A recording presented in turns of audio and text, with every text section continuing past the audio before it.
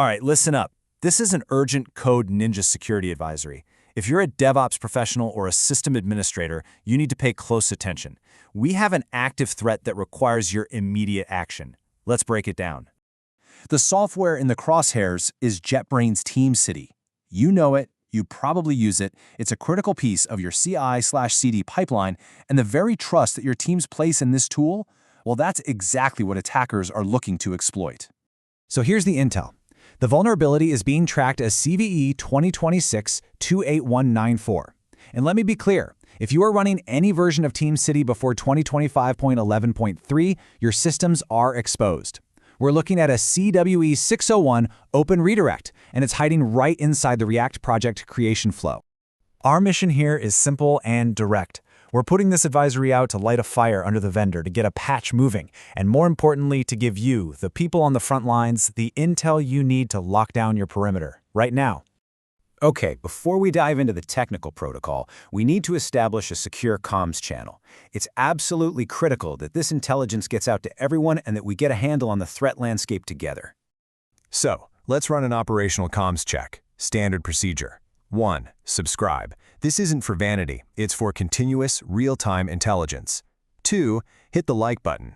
Consider that your formal ACK, your acknowledgement of receipt for this advisory. And 3. Comment below with your patch status. This is our community census. So I'm asking you directly, are you patched or are you vulnerable? Report your status. Every comment helps us gauge the blast radius of this thing and lets us know how exposed we are as a community. This is critical intel. All right, comms check complete. Let's get to the threat analysis. We're going to break down the real-world impact of this vulnerability and then walk through the exact mitigation protocol you need to follow. So, what are we really dealing with here? An open redirect. Think of it like this. An attacker gets to use your trusted TeamCity domain as a weapon. They create a special link that looks completely legit, has your domain name in it, but when a user clicks it, bam, they're sent to a malicious site.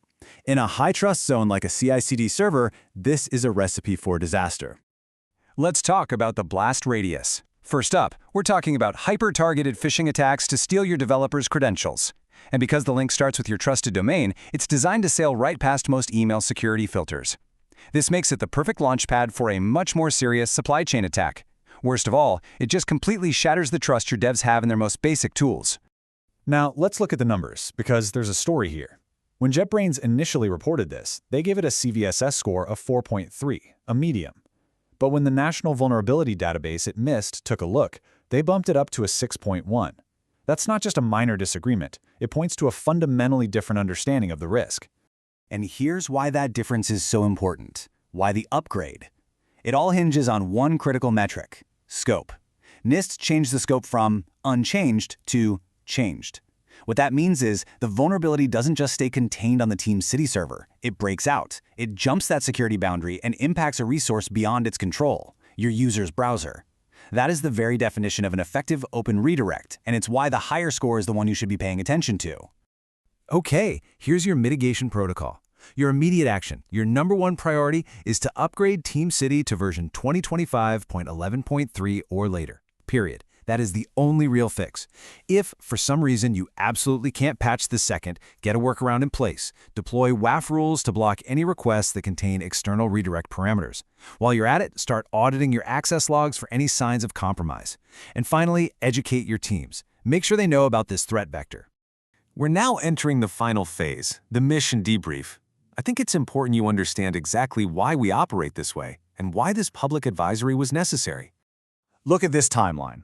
On February 25th, JetBrains submits the CVE with that 4.3 score.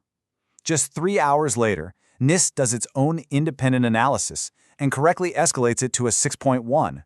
And less than 20 minutes after that, threat intel platforms are already tracking it in the wild. This timeline proves why we need that independent, third-party validation to get a true picture of the risks we face. Look, our guiding principle is simple. You, the users, and the admins, you need timely and accurate intelligence to do your jobs and protect your systems.